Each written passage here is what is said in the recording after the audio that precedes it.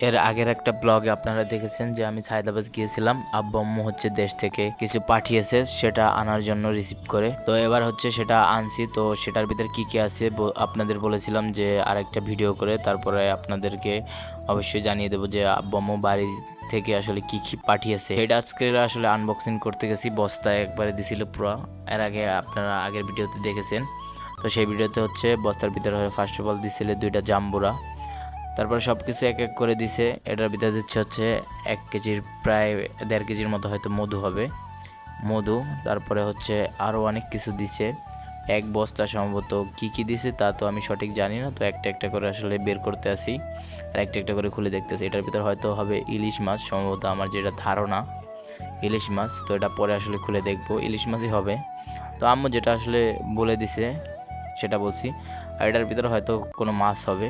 এবার এটা যেটা বের করতে আসি হয়তো এটার ভিতরে কোনো মাছ হবে। তারপরে এগুলো হচ্ছে বাড়ি থেকে আসলে কমলা দিয়েছে, কমলা হয়তো গাড়ির গাছ থেকে হয়তো কিনেছে বা যেভাবে হোক পেয়েছে, তার জন্য আপনাদের এতক্ষণ যা বলছি সব ধারণা করে বাড়ার ভিতরে হচ্ছে কি আছে। তো সবগুলোর ভিতরে আসলে আমি দেখি নাই, তো ওগুলো খুলে আসলে তারপরে হচ্ছে দেখতে পারবো। কিন্তু আমি যতটুকু আম্মু বলছে ফোনে এবং যতটা ধারণা করে ওটা বলছি হয়তো সঠিকই হবে। যে আমাদের বাড়ির হয়তো গাছের বোম্বাই মরিচ, তো বোম্বাই মরিচও দিয়ে দিচ্ছে। পার্সোনালি আমার বোম্বাই মরিচ হলে খাবার দাবারটা একটু ভালো হয়, ভাতে নিয়ে খাইলে একটু ঝাল ঝাল লাগে ঘ্রাণটা সে। তারপরে হচ্ছে রুটি বানিয়ে দিয়ে দিচ্ছে। তারপরে বাড়ার ভিতর দেখে আসলে মাংস রান্না করে তারপর হচ্ছে বাড়া ভরে তারপর হচ্ছে আম্মু দিয়া দিছে।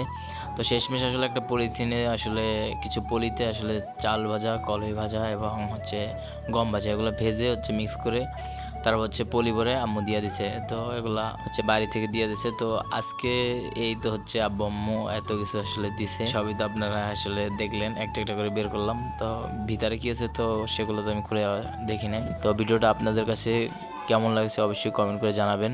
তো আজকের ভিডিও পর্যন্তই, আবার নেক্সট ভিডিও দেখা হচ্ছে। ততক্ষণ সবাই ভালো থাকবেন, সুস্থ থাকবেন, আল্লাহ হাফেজ।